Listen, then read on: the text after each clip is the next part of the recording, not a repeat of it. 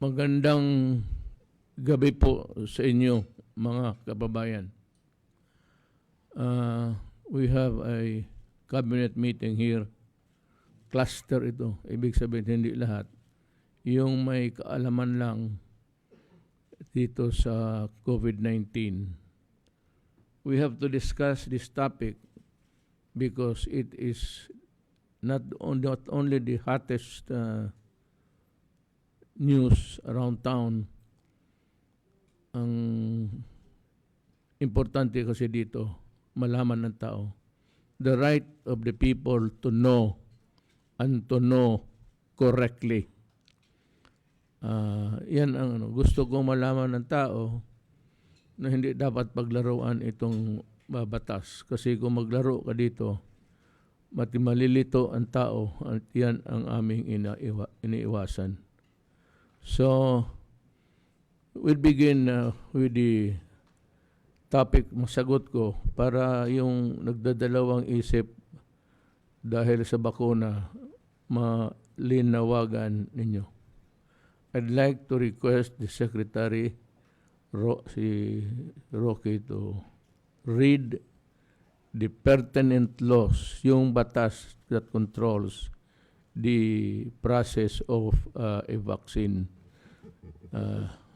before it's used to the public. Secretary Rocky, kindly enlighten us of the law.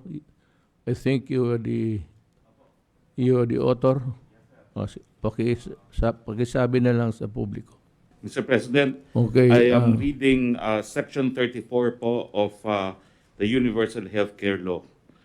The health technology assessment process shall be institutionalized as a fair and transparent priority-setting mechanism that shall be recommendatory to the DOH and PhilHealth for the development of policies and programs, regulations, and determination of a range of entitlements such as drugs, medicines, pharmaceutical products, and other devices, procedure and services as provided for under this Act, provided that investments on any health technology or development of any benefit package by the DOH and PhilHealth shall be based upon positive recommendations of the HTA, provided further that despite having undergone the HTA process, all health technology intervention or benefits package shall be subjected to periodic review, provided furthermore that the health technology assessment may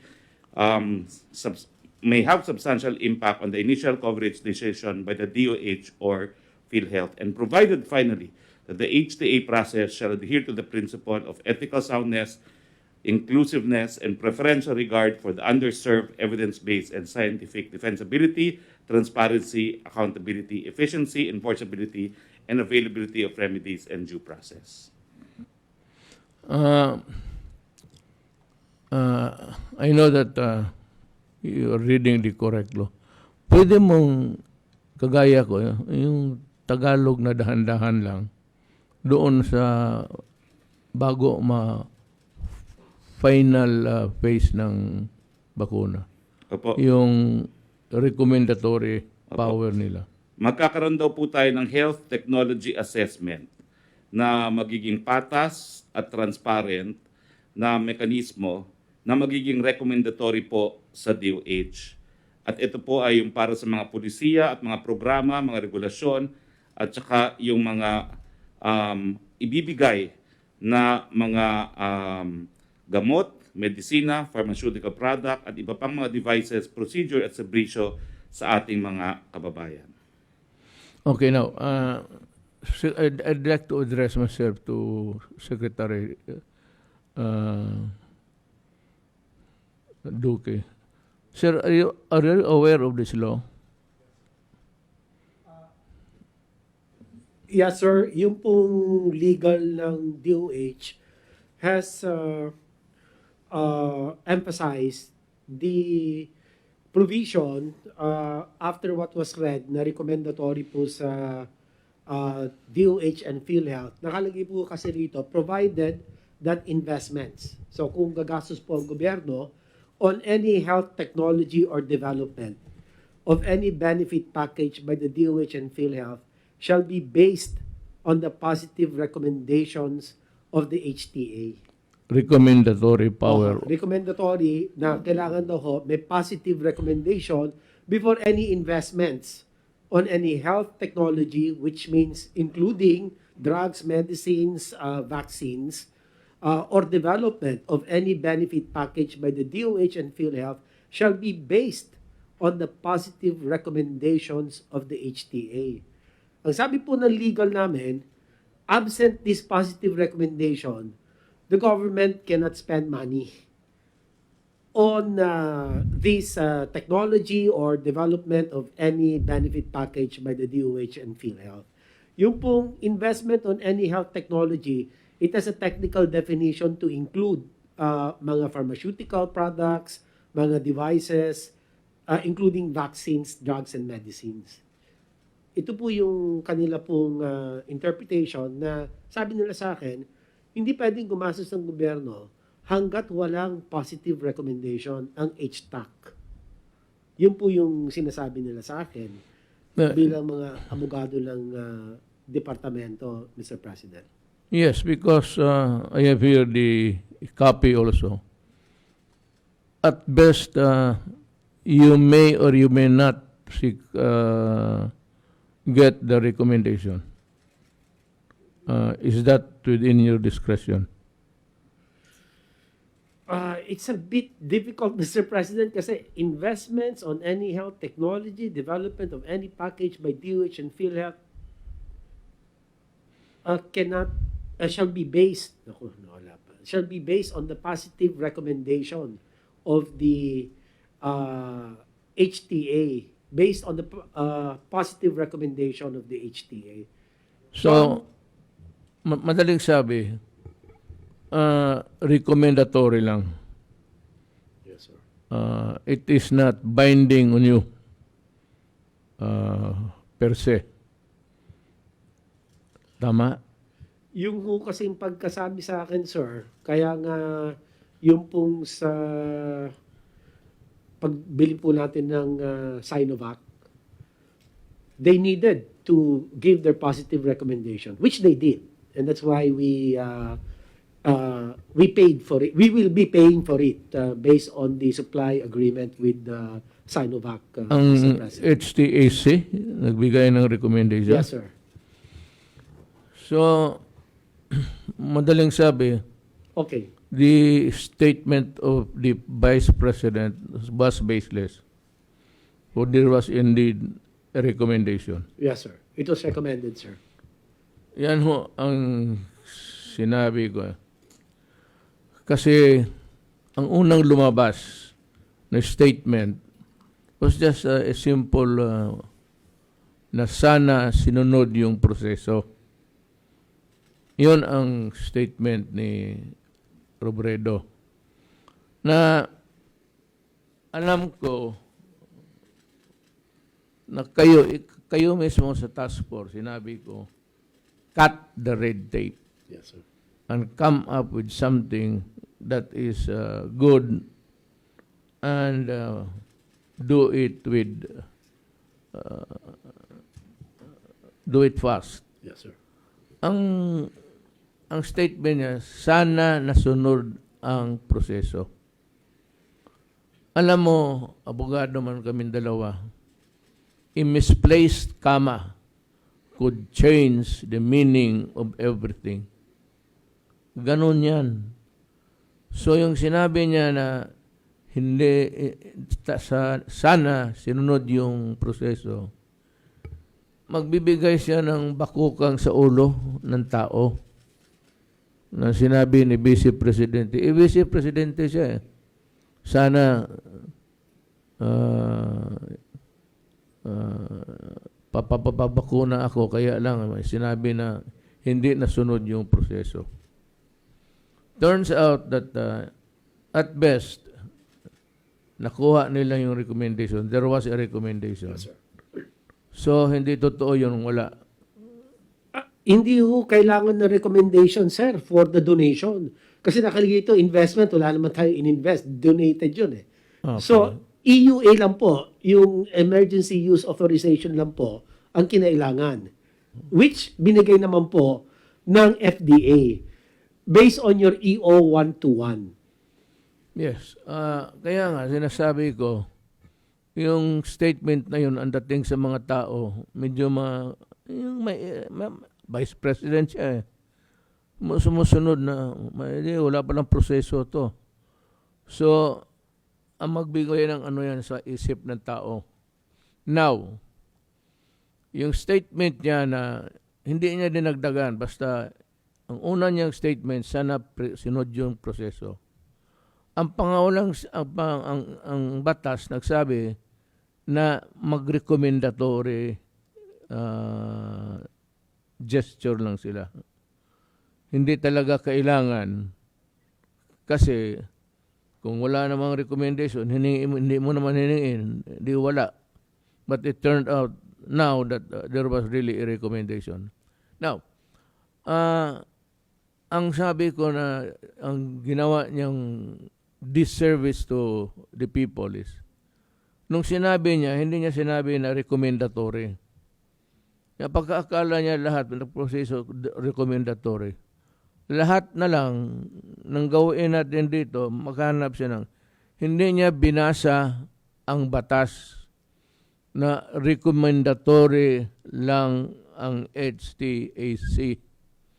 If the opinion is sought by the Secretary of Justice and by other in the medical profession, in government. Ngayon, we were fighting because time was of the essence.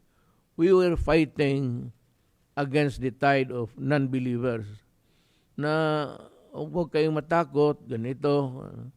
Now, here comes the statement na hindi niya binasa ang kompleto ang batas with just a simple statement. Magkikreate ka ng doubt. And we were doing everything, convincing, spending most of our time convincing the people that it is safe, ang bakuna is safe. Now, if you create that uncertainty in the minds of the people, mas maraming ayaw. So,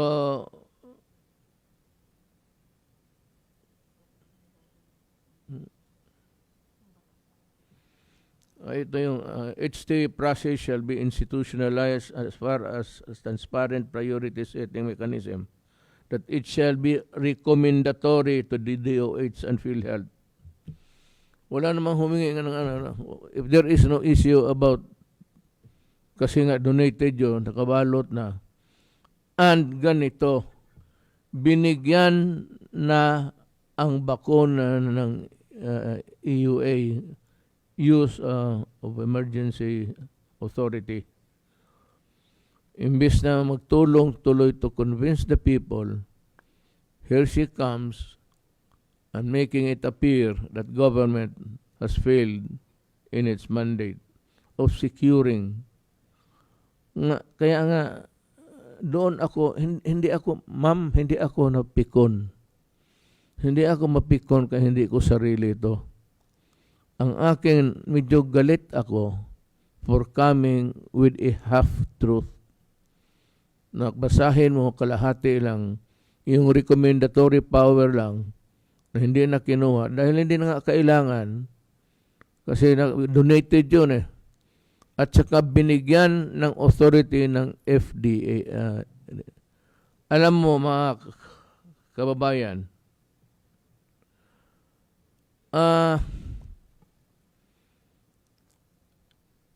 isa sa importante talaga is maniwala kayo sa gobyerno. At huwag lang basta-basta, sinabi ko nga sa inyo noon dito kayo makinig sa gobyerno kasi yun ang trabaho namin. Pinapag-aralan muna at bago gagamitin. So yung imbis makatulong si Vice President, she muddled up everything. Thereby, I said, creating an uncertainty and doubt in the minds of the people.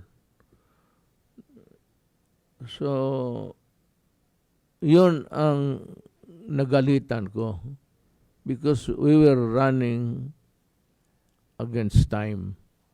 Kailangan mabakuna na agad. Alam mo, kung binigay ito ni Secretary Duque, another proseso na, ay ilang buwan na naman yan, at kaharap ko yung gabi na yon ang bakuna na binababa sa eroplano ng military plane ng China. So ano gawain ko? Hindi ko na. Kaya kinabukasan, turok na kaagad. Sa awa ng Diyos, wala namang namatay. At karamihan, okay na. May headache, slight fever. Yun lang naman, pero that's part of the territory of the effects of the bakuna. Nandyan talaga yan. Kasi it's a foreign matter. Pagka foreign matter, ipasok mo sa katawan ng tao, magkaroon talaga ng reaksyon. So, I hope that next time, kung wala naman siyang masabi na tama, he just would maybe shut up. Siguraduhin niya muna o hindi magbasa siya mismo. Ikaw, ma'am, ang magbasa and take notes of the important or salient points of the law. Otherwise, I said, a misplaced comma could change the meaning of everything. Yan ho, hindi ako napikon. Nagalit ako sa iyo. Kasi sabi ko, ano maklase ito? Uubos na natin yung panahon na to convince ang tao until naman na hindi na kumpleto yung proseso. So yung tao gumaganon. Yun ang iniiwasan natin.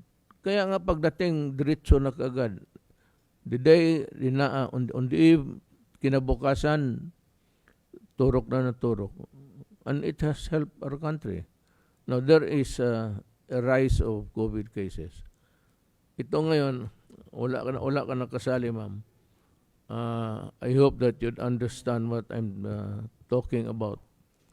Dito tayo sa pagtaas ng COVID in the Metro Manila area, especially Manila. And what advice can we give to the people so that they will be at least put on notice? Alam mo, maraming namatay. Marami rin ang may sakit. Ang pinakamataas ngayon, Metro Manila mismo. Ngayon, anong dahilan nito? Well, yung hindi maniwala sa social distancing, hindi naman naniwala sa personal hygiene. Ang hinihingi lang naman ng mga doktor, ang sinasabi ng doktor para sa iyo, kapakanan mo, is maghugas ka ng kamay, cover yourself with a mask.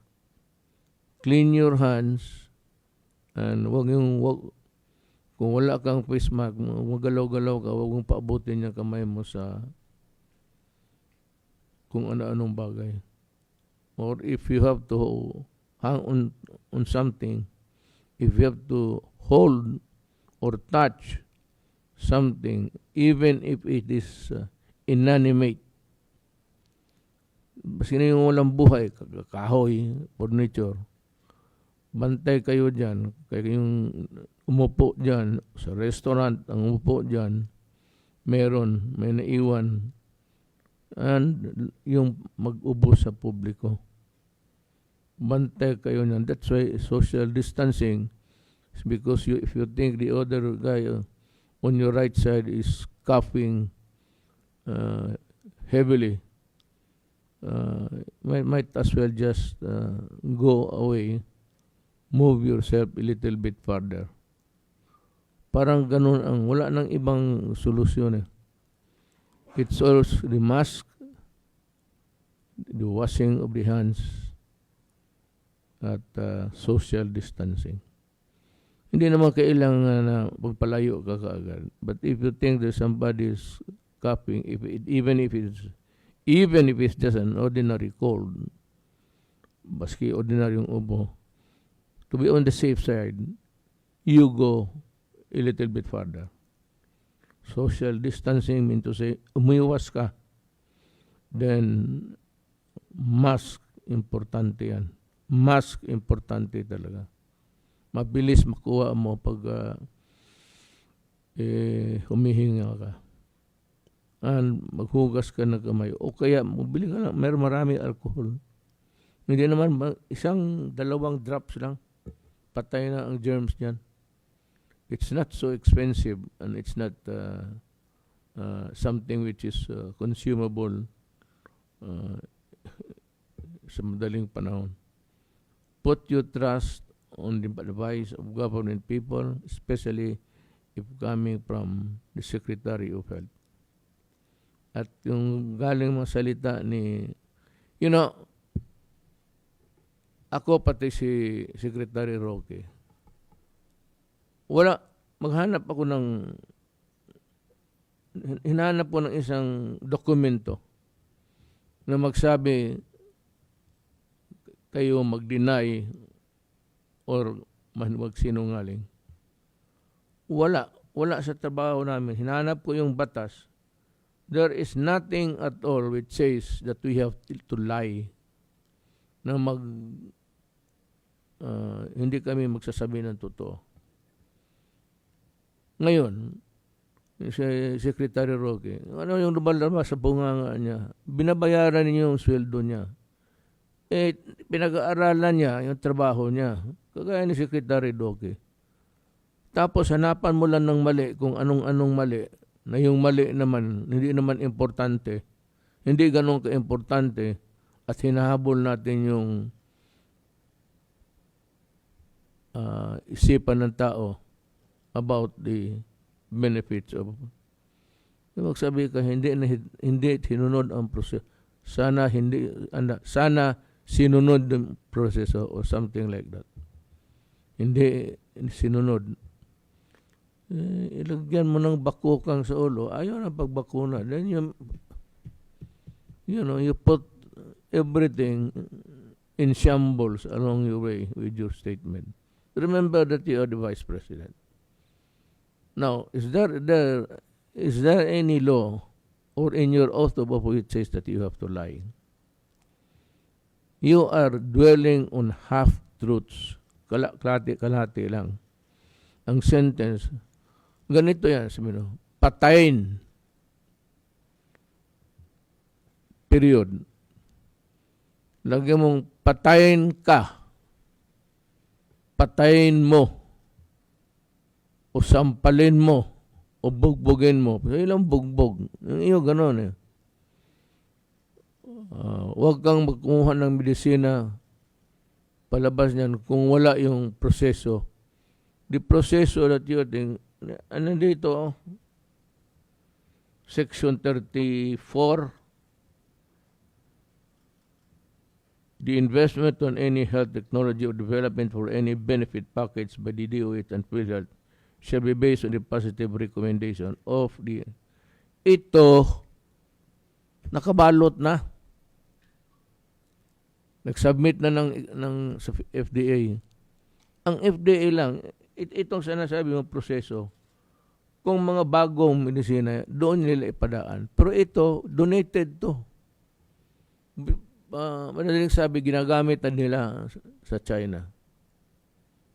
So, I hope we can understand each other. Yun ang mali mo. Hindi ako pikon. Galit ako. Galit ko, hindi naman galit na galit talagang gustong pumatay na to. Galit na more of an irritation. Nairita ako sa binibitawan mong salita. Hindi ako galit. Galit in the sense na yung parang nairita nga. Ito, anak ng witeng naman eh. Bakit man niya masabihin kung ano, yun. That was the reaction. So, walang pikunan dito. At hindi ako mapikon. Hindi ko ito personal. Yung mga tao maniwala sa iyo ay ang magpapakuna, hindi, bahala sila. Hindi ako mapikon sa kanila. Naniwala kayo sa kanila, kay Vice President. That is your own lookout.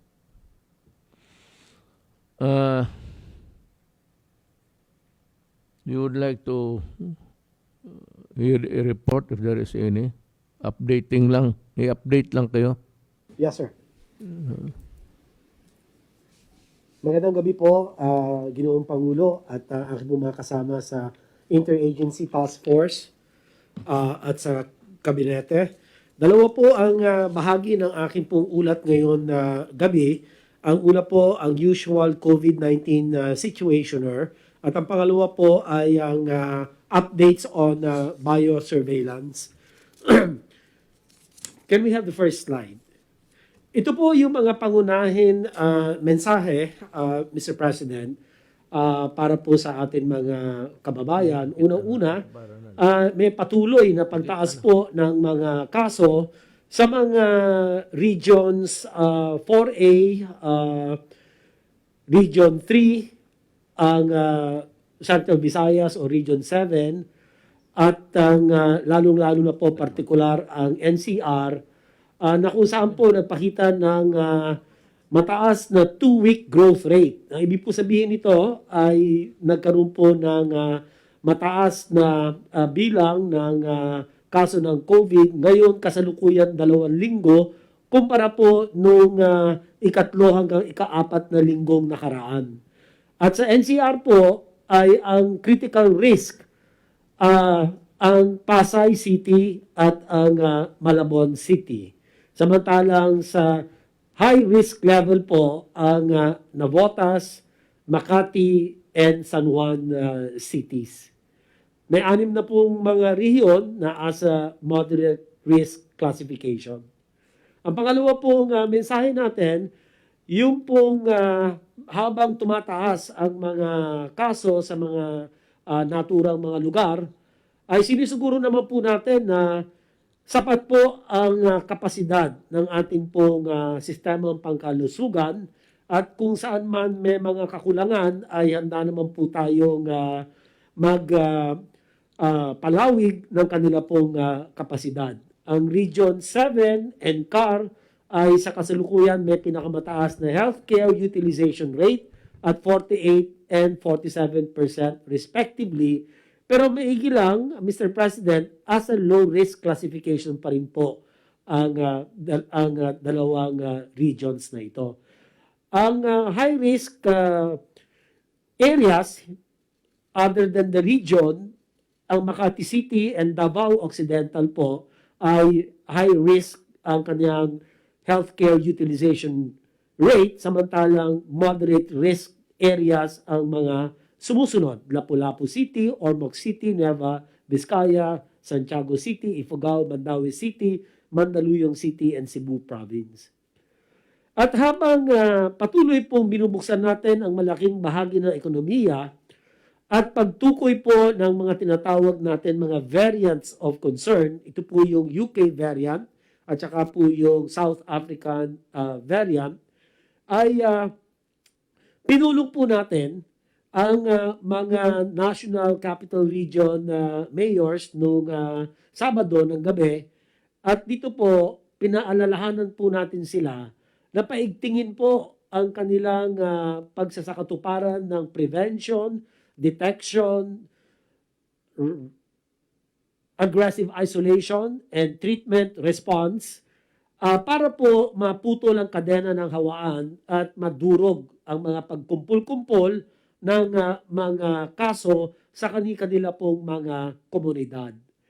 At ito pong mga estratehiyang ito ay atin na pong ginawa ito at napatunayan na epektibo sa lumipas na 12 buwan po na tinutugunan natin ang pandemic, COVID-19 pandemic response. Ngunit sa ngayon, dahil nagtataas na naman po, kailangan talaga mas mabilis, talaga mas enforced ang kanila pong pagsasakatuparan ng mga strategies na ito. Lalo na po yung sinabi niyo po, Mr. President, tama po kayo, kailangan talaga sumunod doon po sa ating pagsuot ng face shield, face mask, yung pong physical distancing, at saka yung regular na pag-sanitize or disinfect ng mga kamay at mga gamit na madalas pong hawakan. In fact, Mr. President, and fellow cabinet members, kung susundin lang po natin ito, ang protection na binibigay po nito, Mr. President, is higher, almost the same or even higher than the vaccines. Kaya napakamahalaga po itong ating paalala sa kanila, Mr. President. So, ganun pa man, yun din na mga binanggit ko na mga variants of concern ay patuloy po na pinaiigting natin ang pagbabantay o pagmamatsyag, yung surveillance effort to monitor and detect ito pong mga areas of concern or variants of concern, Mr. President. So, Mr. President, ito lang po ang aking pong report at handa po akong sumagot sa mga katanungan. Salamat po, sir. Sir, have you identified the various variants that have emerged from this pandemic? Ilan, sir? If I understood you correctly, kung maraming tinatamaan, mas maraming kaso mutation na mangyayari. Tao por tao. Ayan ang mga kababayan ko, yan ang pinakadelikado. Pagtapok sa isa, lilipat naman sa isang katawan ng tao, maging sariling COVID-19 niya, plus yung mag-develop doon sa katawan ng tao. Well, we have issued the warning. It's very simple.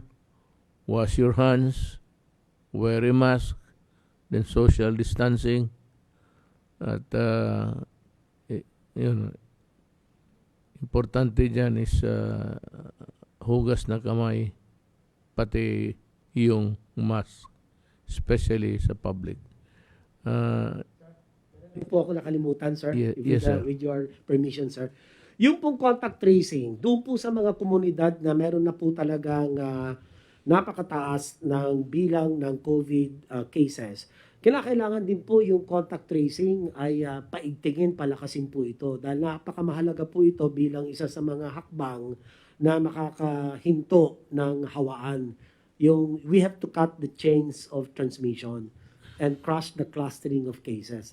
So yan pong contact tracing, ang DILG po ang nangunguna sa pagpapatupad po ng contact tracing ng mga local government units, at siguro mahalaga po na buhusan natin ng contact tracers dito po sa Pasay, Malabon, Navotas at Makati para po mas mabilis po nilang mahinto ang hawaan, ma-identify kaagad po yung mga exposed doon po sa mga COVID cases, and through the Oplan Kalinga, ma-isolate sila kaagad or ma-quarantine po sa lalong madaling panahon para hindi makapanghawa. So, yan po ang pakiusap din po natin sa mga ibang ahensya po ng pamahalaan, pagkaisahan po natin ito para ito po magkaroon po tayo ng trend reversal. Imbis na tumaas, at least mapababa po natin ito dahil nga takot din tayo, yung mutation potential increases when there is increased transmission. Salamat po. We have Charlie,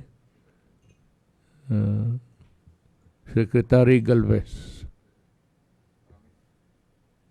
Mr. President, I will have a presentation to you on Okay. The update of the vaccination rollout. Okay. Mr. President, Senator Bongo, my fellow cabinet members, magandang gabi po. Next slide, please. Next slide, please. Yung briefing po natin po ngayon ay bibigyan po natin ng konting pahapyaw po yung global update at saka yung update po ng ating vaccine rollout. And then also yung atong update natin sa negotiation at saka yung mga indicative deliveries po natin, Mr. President. Next slide, please. So kung makikita po natin ang ating global vaccination, meron na po tayong 300 million plus. At ngayon po, Mr. President, ay tumaas po yung tinatawag nating daily rate natin na 7 million. And then, ang nakakatuwa po ay nakasama na po ang Pilipinas sa mga numero at meron na po tayong more or less 44,000 na doses na na-administered. At yung ating doses ay na-delivered na po sa mga vaccination site, mga 463,000 plus. I will give you also the details. So minsan yung mga tinatawag natin yung mga restrictions sa AstraZeneca, meron pong data sa UK na nagsasabi na yung AstraZeneca jabs prevent 80% of hospital admission among over 80 years old. So kaya po nung nagkaroon po tayo ng deliberation sa NITAG ay yung AstraZeneca po ay in-administer po natin sa mga senior healthcare workers po natin. So binigyan po natin sila ng priority. And then also France, Sweden, and Germany now allowing the use of AstraZeneca for over 65 years after initial restrictions.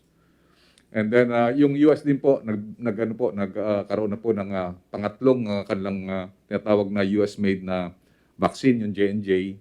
Nagkaroon na po sila ng tinatawag na tatlong vaccine na available po sa kanya. And then yung India, parang nakita po natutuwa po kami kasi yung ating model na tripartite agreement with the private sector, parang yung India at saka Indonesia rin po ay halos tumatapat po sa ginagawa po natin at nakita po natin talaga yung private sector ay maganda po ang kanyang magiging contribution in order to maximize and accelerate our vaccination program. And then yung recent hesitancy po ng ating mga kababayan sa Sinovac, noong nagkaroon po tayo ng vaccination ng ating mga director ng mga hospital, tumaas po ang level ng kanilang confidence. In fact, doon sa Northern Mindanao Medical Center, almost halos 100% yung nagpapabakuna na. And also yung last Saturday, dito sa Santa Rosa, yung lahat po ng civilian doctors ng Qualimed nagpabakuna rin po ng Sinovac at saka ng AstraZeneca. Halos araw-araw marami po nagre-request ng mga vaccine. Ibig sabihin po, Mr. President, talagang tumaas na po yung tinatawag natin na uptake o yung tinatawag nating tumaas na po yung kagustuhan ng mga ating mga kababayan na magkaroon na po ng bakuna. Next slide, please. Kung makikita din po natin na yung sa mga bakuna na ginagamit sa buong mundo, yung AstraZeneca at saka Sinovac na ginagamit po natin, ay top 5 po yan. Meaning gusto nating i-assure na yung ating mga kababayan na yung ginagamit nating bakuna ay ginagamit na rin po sa napakaraming countries. So sa AstraZeneca po, meron pong 67 na approval. Ibig sabihin, 67 na countries na nag-approve na pwede po siyang gamitin at doon po sa Sinovac, meron pong 15 countries. Next slide please. At kung makita po natin kung ilang mga bakuna ang ginagamit sa buong mundo, meron na pong 120 countries na nagkaroon na po ng administration ng vaccine worldwide. At makikita natin nangunguna ang Pfizer with 84 million.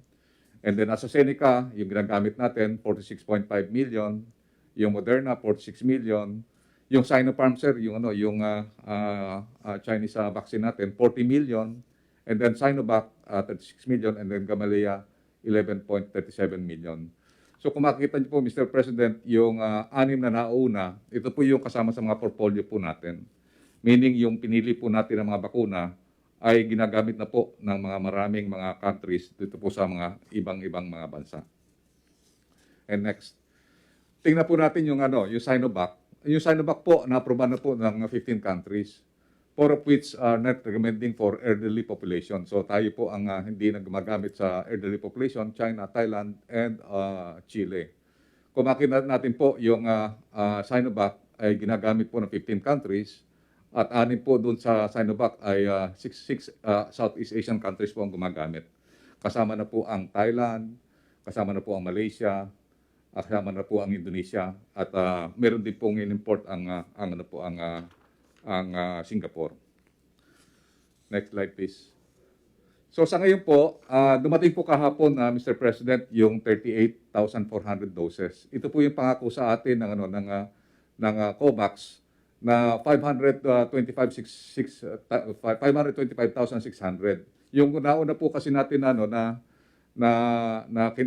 natanggap yung 407,200,000. Meron pong hindi nakasama doon, parang butal po na 38,400. So yung binuo na po yan ay naging 525,600. Yung original po na tranche na binigay po sa atin. So nabuo na po yun. So tinanggap po namin kagabi po.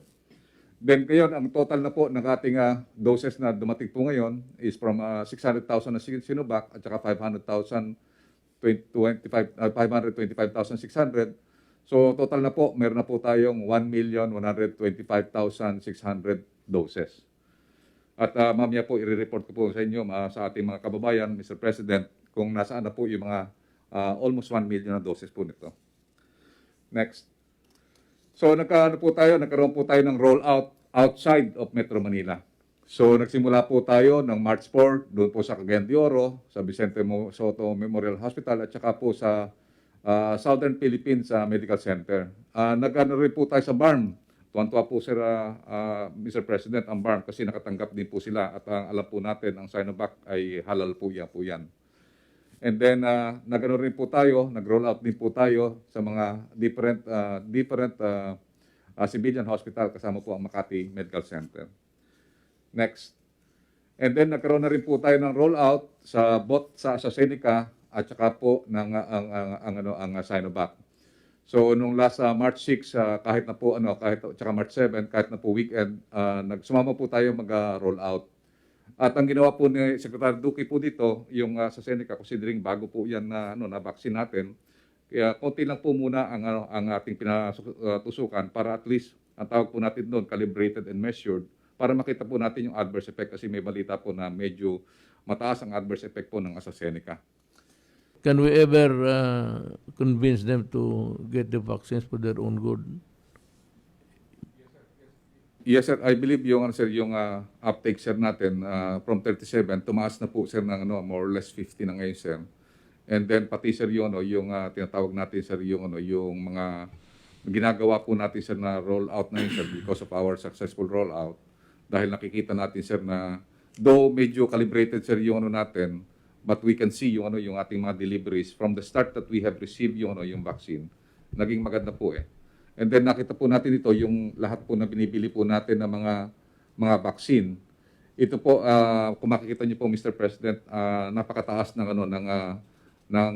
tinatawag natin usage nito sa different countries. Yung Novavax, this will be a future generation vaccine considering it is also being tested for UK variant at saka po yung South African variant. So if the vaccines that we have signed, the delivery we have signed already, how much or how many all in all do we have by, say, June, July? June, July po, sir, ang next slide po, sir. Sir, ito po, sir, sir, natin, sir. Kung makita, sir, natin sa ating next slide, ito yung indicative deliveries po natin. So, kung July, kung sa second quarter, we expect na meron tayong, sir, nandiyan ang Sinovac, at saka yung, nandiyan din po yung COVAX, at saka yung Novavax. And then also yung, sir, sa May, June, baka dumating na rin po yung AstraZeneca. Meron pong order ang private sector na 2.6 million.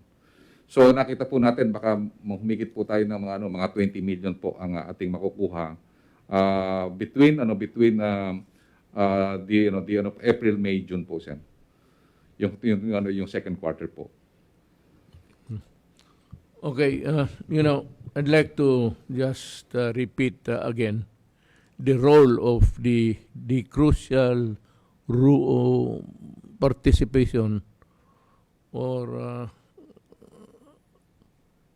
how the enforcement of these laws, especially those who do not believe and itong avoiding social distancing, it is really very important that the DILG plays its role Kasi ang gobyerno kasi natin ganito. Ako yung pinakaulo. Ang pinakabuntot ko yung barangay captain.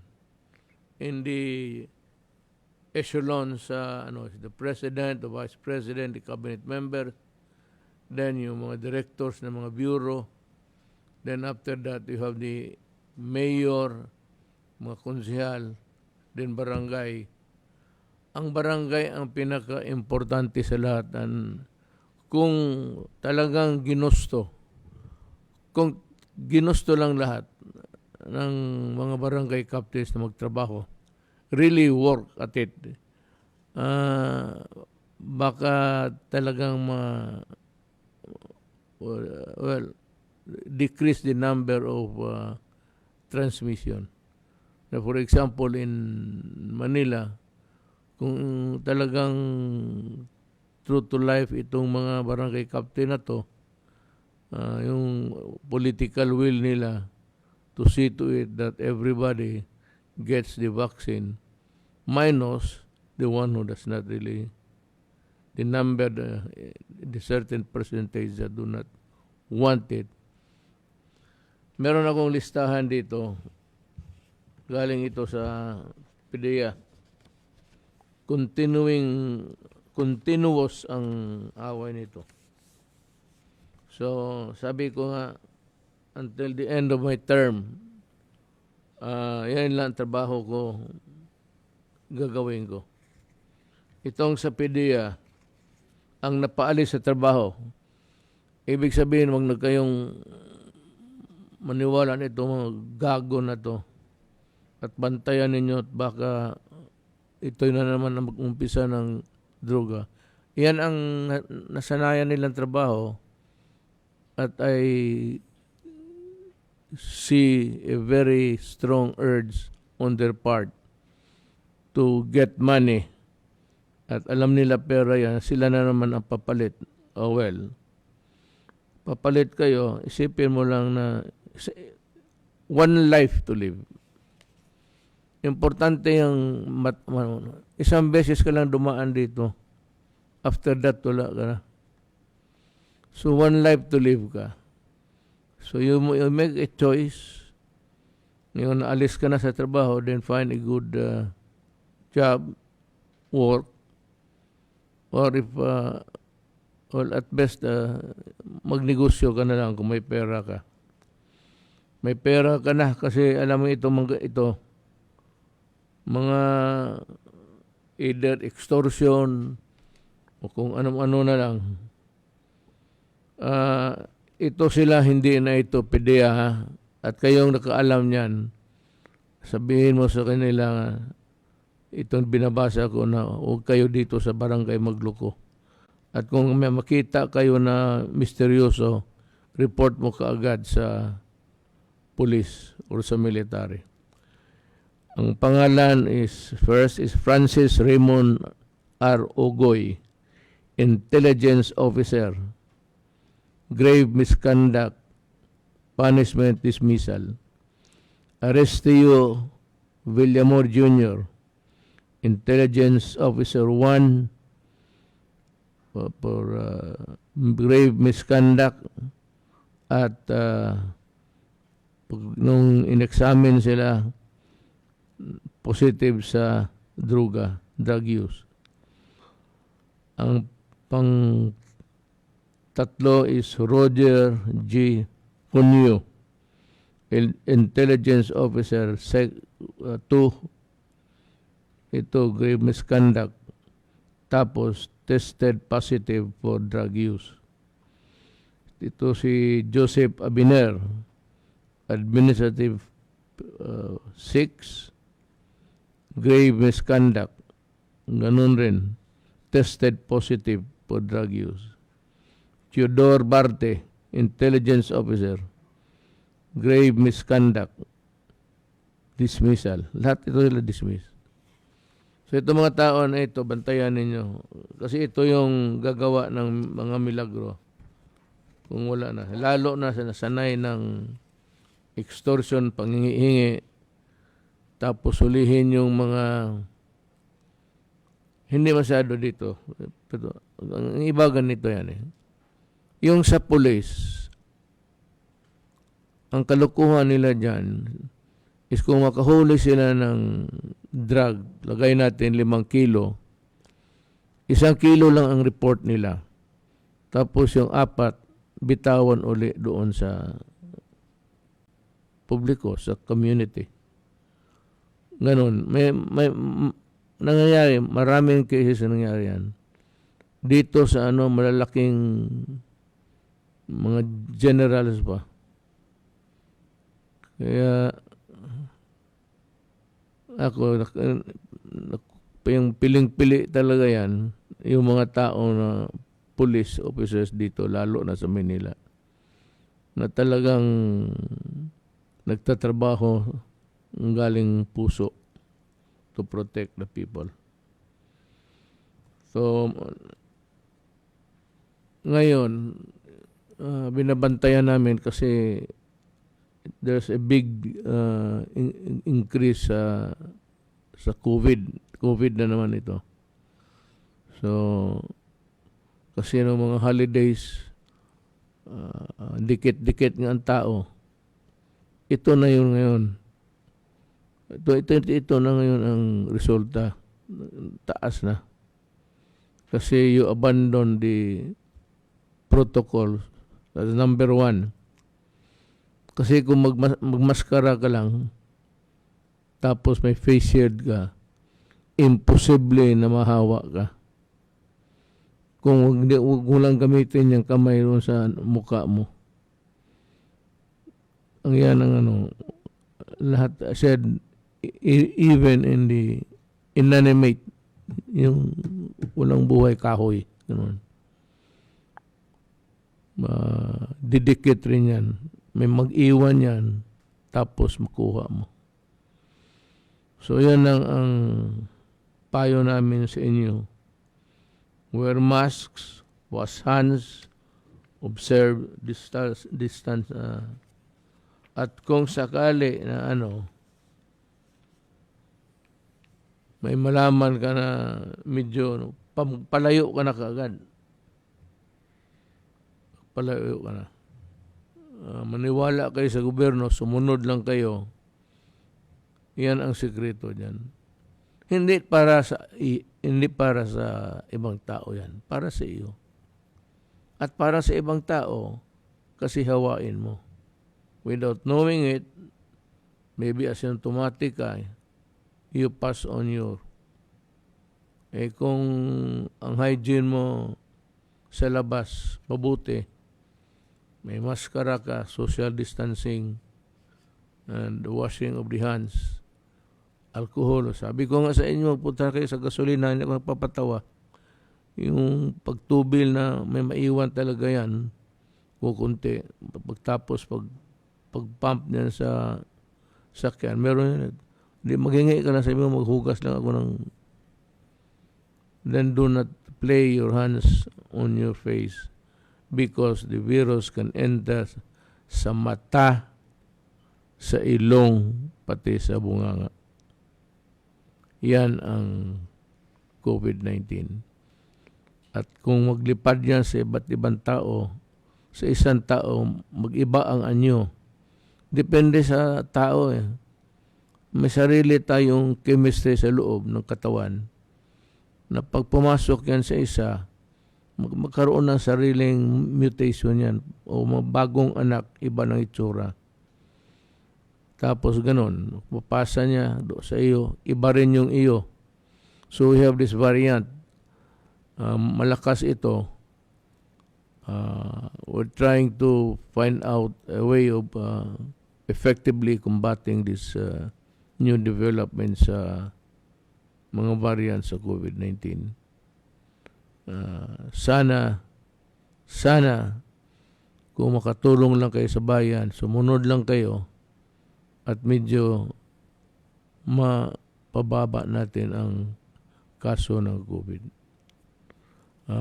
Wala naman kami siguro ibang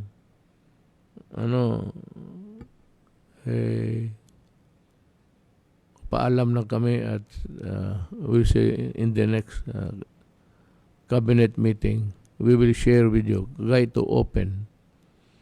At ulitin ko uli, hindi kami nagkakamali. Kasi trabaho namin yan. Bayad kami dyan. At kung bayad kami dyan, ano man gawin namin dito sa pagbabayad ninyo? Mag-upo lang?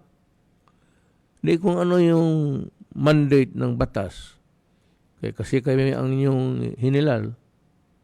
Hindi, sumunod kayo. Kasi ito, para man sa lahat, para man sa inyo. Hindi ito para sa amin. Para sa amin in the sense na baka matamaan kami. Well, sa trabaho na, kaya ng mga doktor. Karaming doktor na matay ngayon sa COVID. At no other time na marami akong kilalang mga tao na namatay.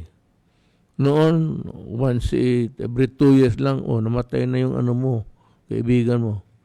Ngayon, weekly. Pati ang masakit pa sa akin yung mga mag-asawa. Kasi katabi palagi. Pagtulog, pagkain, lahat. Ngayon, kung matamaan yung isa, madali na rin yung magkasakit ng partner. Problema niyan, bantay kayo. Kasi may mga anak. Ang mga bata hindi masyado lumalaban ang katawan nila. Pero tayong matatanda, be careful because we might not able to make it. Basta ang sabi ko, itong washing of the hands, social distancing, and mask. It's your life. You only lived once. Kung ready ka na, kung saan pumunta, kung totoo man yung impyerno pati langit, ay mamili ka na doon. Kung anong nasa pinaglakihan mo na reliyon at may ganon, ready ka. Because I said, you have only one life to live. So, please guard yourself. Maraming salamat po.